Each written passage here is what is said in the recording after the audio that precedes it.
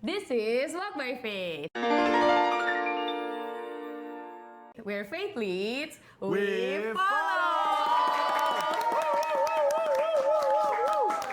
Rame, let's go. Hai guys, welcome back. Ini adalah Walk by Faith. Kembali lagi bersama dengan Normanella. Dan hari ini kita ada teman spesial ya, yaitu Jerome Pauline. Wis. Hai, nama aku Jerome Pauline, salam kenal. Mungkin beberapa dari kalian baru pertama kali lihat dia ya. Mungkin. Iya. Mungkin, nyebelin banget. Tapi di sini Beneran. kita mau kenalan dulu, takutnya Siap. ada yang nggak kenal. Oke. Jadi di sini tuh ada formatnya. Jadi Oke. kenalan nama, habis nama, terus kesibukannya apa, Oke. sama makanan favorit. Oke. Halo semua, nama aku Jerome Pauline. Mungkin beberapa ada yang tahu pas aku di Jepang. Jadi dulu aku kuliah di Jepang, tapi sekarang udah lulus dan sekarang di Indonesia. Kerjaan palu gada ya, apa aja dikerjain sebenarnya. Tapi sekarang akhir-akhir ini sibuknya masih content creating sama ngajar. Jadi aku Wih. bikin bimbel matematika namanya Mantap Academy. Shout out. Jadi aku ya sekarang sibuknya membangun bimbel aku dan ngajar matematika. Yeay! Makanan favoritnya apa? Makanan Apa? favoritnya? Makanan favorit. Makanan favorit akhir-akhir ini yang sehat-sehat ya, karena lagi cutting. Wih, salah satunya apa? Sebut yang spesifik. Apa? Salah satu yang spesifik. Nasi merah gitu ya. Baru tahu, baru tahu. Itu yang sering dimakan akhir-akhir ini. Tapi kalau Oh. misalnya untuk yang favoritnya dari dulu masakan mama sih. Wis. Wis. Oke lah kalau kayak gitu ya, keren banget ya. Soalnya ada beberapa yang ikonik lah ya kalau misalnya untuk makanan-makanan favorit. Jadi hari ini karena memang Bang Jarum tuh lumayan dikenal dan juga lumayan banyak orang yang Iya, tahu. Oh iya Iya, tak? dah. Aku nggak Oke. tahu. Nah mungkin ada orang-orang yang tahu itu kan menjadi suatu bentuk great impact. Ya kan ya. Jadi bahasan kali ini itu adalah to be a great impact Oke. and to be a motivator dan juga to be motivated in Ya, ya. Christ. Jadi Oke. bahasan di Walk by Faith kali ini itu mengenai menjadi sebuah dampak. Oke. Asik. Tapi sebelumnya mungkin pertanyaan pertama adalah Bang Jerome siapa role modelnya and what made you feel like oh dia tuh role model gue loh gitu. Sebenarnya role model yang paling berpengaruh mungkin ya, itu papa sih. Papa. Jadi papaku pendeta dan dari dulu sering lihat papa khotbah. Dulu aku pengen jadi pendeta. Cuma ada satu dan dua hal, papa kena masalah, terus kayak ternyata menjadi pendeta itu tidak seindah itu ya. Betul. Jadinya aku sempat berjanji ke diriku sendiri aku nggak menjadi pendeta, gitu. Oke. Terus ternyata setelah besar, mungkin sekarang aku bisa jadi impact di tempat lain gitu. Maksudnya dengan tidak menjadi pendeta pun, aku tetap bisa menjadi terang Tuhan dan membagikan nilai-nilai Kristiani dimanapun aku berada gitu. Bahkan ke tempat-tempat yang mungkin tidak bisa di-reach oleh pendeta. Gitu. Betul. Karena banyak orang juga kan yang nggak cuman terberkati lewat dari ibadah, tapi bisa juga di luar gitu Iya, ya. iya. Dan itu adalah salah satu bahasan utama juga ya, Yes. gimana kita tuh menjadi dampak bukan cuman sekedar di gereja doang. Nah, menjadi sebuah dampak itu kan perlu istilahnya dari diri kita dulu. Benar. Kan ya. Baru kita ke orang lain. Benar. Nah, gimana caranya supaya kita bisa menjadi dampak terutama di dalam Tuhan dan apa yang bisa kita mulai lakukan dan step by stepnya. Ya, sebenarnya nah ini satu hal yang aku juga sering renungkan dan aku sering bagikan. Banyak orang nanya gimana sih cara jadi influencer gitu-gitu. Tapi sebenarnya gini loh, kalau kita perhatiin ya, menjadi influencer itu nggak harus nunggu followers sampai ada K-nya, nggak harus nunggu followers ribuan, ya kan? Kamu bertindak baik di sekolah aja atau mungkin di rumah itu tuh bisa kasih influence ke sekelilingmu tanpa kamu sadari gitu, ya kan? Kayak misalnya mungkin kita ke-influence sama teman kita yang dulu di sekolah yang kita nggak pernah ngomong, ya kan? Dan dia juga mungkin nggak tahu hidupnya dia itu nge-influence kita, bener nggak? Benar-benar. Mungkin sekarang ini pun baru ada beberapa teman SMA aku yang kayak, Jer, tahu gak sih dulu aku itu ngeliat kamu rajin, aku jadi ikut rajin. Tanpa aku harus berusaha menginfluence. Ternyata our action itu udah nge-influence orang lain tanpa kita sadari, ya kan? Jadi dengan mindset seperti itu, makanya di Alkitab pun ada perkataan kita tuh kita akan terbuka gitu. Kita adalah garam dan terang gitu kan. Jadi apapun yang kita lakukan sebenarnya ngefek gitu. Apapun yang kita katakan itu ngefek tanpa kita sadari gitu. Perkataan kita bisa bikin orang lain semangat, ya kan? Bikin orang lain bisa menjalani hari, bisa survive, dan bisa juga menjatuhkan harapan orang lain, mengacaukan harapan orang lain. Jadi tanpa kita sadari setiap action kita, setiap kalimat kita itu ngefek gitu. Jadi menjadi influencer itu bukan sesuatu yang harus dipaksakan sebenarnya. Kamu hidup sehari-hari di kantor, di sekolah, di tempat kuliah, dimanapun itu pasti ada orang-orang yang kamu bisa influence. Dan disitulah pentingnya integritas menurut aku. Ketika kamu mikir, oh aku harus jaga omongan cuma di first account. Second account beda banget misalnya gitu kan. First account kayak rohani, second account tiba-tiba party-party, ngapain mabok, dugem gitu kan. Ya itu kan nggak berintegritas. Bener gak? Jadi untuk menjadi influencer kamu harus punya integritas. Dan integritas itu penting banget ya teman-teman gitu. Benar. Apalagi kalau misalnya kita tuh menjalani hari, kalau misalnya kita nggak baik, misalnya kita menjadi seorang, kita tuh mau memberikan dampak yang baik, tapi kita sendiri nggak baik, I do think it's going to be a rough end nantinya gitu loh. Bener, Apalagi kayak- kalau kita berusaha gitu fake gitu ya. Benar, kalau kamu jadi banyak orang tuh berusaha untuk influence padahal tuh diri sendiri gitu. Jadi pertama benar ubah dari diri sendiri dulu gitu. Contohnya ini aku rasakan di Jepang ya. Waktu aku kuliah di Jepang, dulu kayaknya kalau misalnya orang buang sampah sembarangan, ada sampah gitu, itu kayak biasa aja gitu. Tapi pas di Jepang, aku sering lihat orang-orang itu kalau ada sampah jatuh diambil, terus dikantongin. Terus mereka abis makan, bungkusnya dikantongin sama mereka. Bahkan mereka tuh di tasnya bawa plastik sendiri untuk ngantongin sampah terus dibawa pulang gitu. Dan bahkan waktu itu aku keliling dunia sama teman-teman aku. Pas di Eropa aku ingat banget ada sampah gitu jatuh kan. Temen aku yang ambil. Maksudnya itu bukan sama dia, sama Orang orang random gitu, nggak tahu bahkan itu punya siapa gitu. Tapi temenku ambil terus dia buang. Gitu. Jadi simple kind of act kayak gitu, kayak ternyata itu bawa influence ke aku gitu. Aku jadi kayak yang awalnya ngerasa itu biasa aja, jadi lama-lama sekarang aku kalau ngeliat sampah di jalan aku ambil. Terus kayaknya aku mau, misalnya sampahku jatuh. membangun habit gitu ya. Iya, kalau misalnya sampahku jatuh, aku jadi kayak ngerasa, aduh sekitarku ini kan mungutin sampah ya, masa aku nggak mungutin sampah juga gitu, malu jadinya. Jadi bener sih, ya itulah influence menurut aku ya. Ya, berarti Dari semua orang tuh keseharian bisa itu. jadi influencer ya, Jadi, whether iya. bad or good gitu ya. Semua, Yes, betul. bukan jadi influencer, dia kayak, kita tuh influencer di kehidupan orang-orang di sekitar kita. Dan kamu harus sadar itu, kita harus sadar itu. Setiap apapun yang kita lakukan, sekedar kamu semangat aja ya di kantor, atau sekedar kamu membawa sukacita, membawa kayak, ayo semangat guys gitu. Di saat lainnya nggak semangat, itu kan udah influencer. Iya, benar. Iya kan? True. Kita punya dampak. Dari itu yang sering kali kita nggak sadari gitu. Kita ngerasa berdampak itu cuma kalau misalnya followersnya banyak. Berdampak kalau misalnya 1.000 orang yang nonton. Padahal ya 100 orang yang nonton, 50 orang yang nonton. Ini di kamar ini 50 orang juga nggak muat kali. Ya kan? Sebanyak itu loh sebenarnya. Ya kan? Kadang-kadang kita ngeliat views kita cuma 50, views kita cuma 100. Coba kalau 100 orang kamu ngomong di depan 100 orang itu Rame sih, rasanya banyak banget. rasanya gitu. banyak banget pastinya. Dan itu pun ya guys, itu yang aku terapkan ke hidup aku. Jadi misalnya aku bikin konten matematika gitu, ya kan? Yang nonton pasti lebih sedikit daripada kalau aku bikin konten entertainment gitu. Tapi aku selalu mikir, satu orang aja yang nonton konten aku yang matematika ini dan mendapatkan manfaatnya, itu udah cukup buat aku. Gitu. Jadi maksudnya adalah kayak gini contohnya, video-video kayak gini kan. Mungkin yang nonton sedikit gitu, tapi kita mikir 10 orang aja atau 1 orang aja bahkan yang hidupnya bisa berubah, yang awalnya mungkin nggak punya harapan hidup, jadi punya harapan hidup gara-gara nonton video ini atau gara-gara kamu, gara-gara kalian yang belakang kamera, itu kan udah kita jadi influence. Menjadi sebuah Iya kan? dampak ya. Dan tapi seringkali kita tuh nggak sadar karena orangnya juga nggak bilang ke kita, iya kan? Iya. Itu tuh, itu PR-nya gitu. Bisa dikasih taunya tahun depan. Tahun depannya, Iya. gitu. Atau kan malu gitu kan, Iya. ya kan? Jadi ya mikir aja sih. Maksudnya mikir bahwa dengan aku seperti ini ada orang yang terberkati. Udah, itu cukup. Betul sih. Gitu.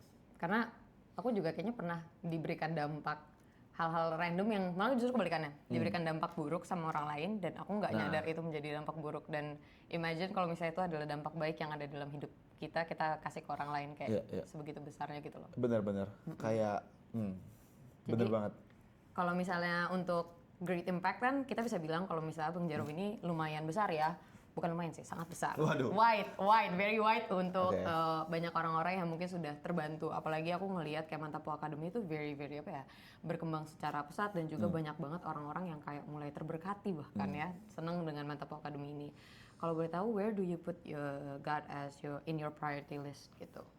Priority list, Of course. number 1 lah. Matius 6 ayat 3, tetapi carilah dahulu kerajaan Allah dan kebenarannya, maka semua itu akan ditambahkan padamu. Betul. Yes. Tapi wah pas banget nih. Bahkan di pertanyaan terakhir tuh apa sih ayat atau udah terakhir cerita aja? Tuhan? Iya. Emang mau berapa lama? Mau pertanyaan lanjutan? Gak apa-apa nih. Aku kasih banyak nih. Bebas. Oke. Tapi tadi kan udah ngebahas tentang ayat. Apa ayat dan cerita Tuhan yang mungkin Bang Jarum tuh langsung kayak, oh ini tuh something yang gue tuh harus jadi dampak gitu. Misalnya contoh nih, dengerin cerita di gereja atau mungkin dengerin cerita dari papa kan tadi kayak gitu. Terus langsung kayak, oh dengan cerita tadi, dengan kisah tadi, aku jadi pengen jadi dampak yang bener-bener baik deh. Yang mengubah hidup gitu. Oke, yang mungkin cerita tentang talenta ya. Wis. Ada orang dikasih 5 talenta, dia kembangin jadi 10. Oke, Tuhannya senang gitu kan. Terus ada yang dikasih 2 talenta jadi 4, Tuhannya senang. Tapi ada satu orang yang cuma dikasih 1 talenta, terus dia malah bersungut-sungut dan dia malah nggak ngapa-ngapain dengan hidupnya. Akhirnya dia mengubur talenta itu dan pas Tuhan nanyain, ya dia nggak ngapa-ngapain dengan talenta yang udah dikasih itu gitu. Itu kan cukup menampar gitu lah ya. Karena Tuhan kasih aku banyak talenta, kalau aku nggak kembangin, ya mau apa gitu, ya kan sayang gitu kan. Kita dikasih waktu sama Tuhan, dikasih talenta, dikasih privilege, apapun itu bentuknya, kalau kita nggak kembangin, ya itu sudah kurang lah gitu. Jadi di situ aku semangat banget buat ngembangin talenta aku dan ternyata ketika aku mengembangkan talenta itu, aku kerja keras, aku menggunakan waktu dengan baik dan sebagainya. Jadi di titik sekarang ini, ternyata itu semua menjadi dampak yang besar buat orang-orang juga gitu. Jadi aku nggak pernah ngelakuin sesuatu yang untuk influence, nggak ada yang kayak oke aku mau influence orang gitu, nggak ada yang kayak gitu. Cuma aku ngembangin diri aku semaksimal mungkin, aku mau sharing perjalanan hidup aku dan ternyata itu berdampak untuk orang-orang yang nonton gitu. Betul. Jadi bukan aku berusaha untuk menginfluence, tapi ternyata mereka terinfluence dengan apa yang aku lakukan. Jadi fokus on yourself aja, nggak usah fokus untuk aku pingin motivasi orang lain gitu. Pengen kelihatan keren gitu ya. Ya pengen kelihatan keren, nggak usah. Focus on yourself, on being a better person. Iya, gitu jadi kayak ya kamu bisa ceritain sih kayak oh aku kayak gini, oh Tuhan baik ya gini-gini. Jadi kayak sharing-sharing tentang apa yang kamu lakukan itu udah bisa jadi berkat kan. Bukan yang fokus kayak menggurui, aduh kamu tuh harus kayak gini jadi influence gitu-gitu. Jadi nggak usah ngejar jadi influence sih. Tapi just be who you are lah. Asik. Manfaatin segala potensi yang ada loh. Maksudnya berkembang semaksimal mungkin gitu. Tapi kan pasti kalau misalnya mau influence orang tuh harus kenalan sama orang baru kan. Benar. Nah, tapi kan are you introvert or extrovert? Extrovert pasti udah nggak mungkin.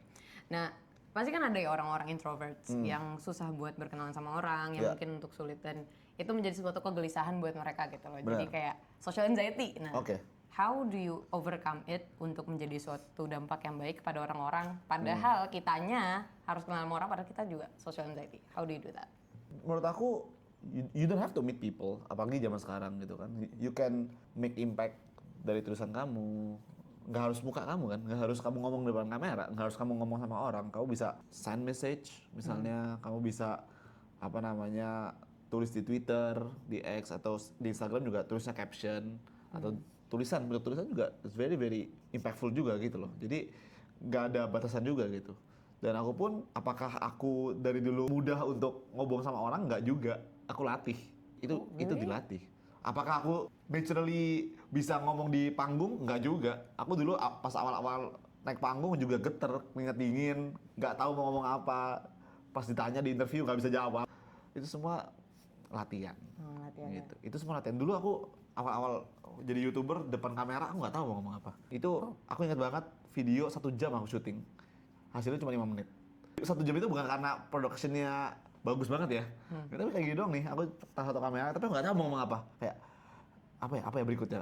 I don't know what to say. Sampai akhirnya sekarang udah lancar banget ngomong depan kamera. Udah 8 tahun, ya kan? Jadi ya udah 8 tahun. Itu berapa? Dari sekarang 2025 ya? 2017. Wow. Jadi gitu sih.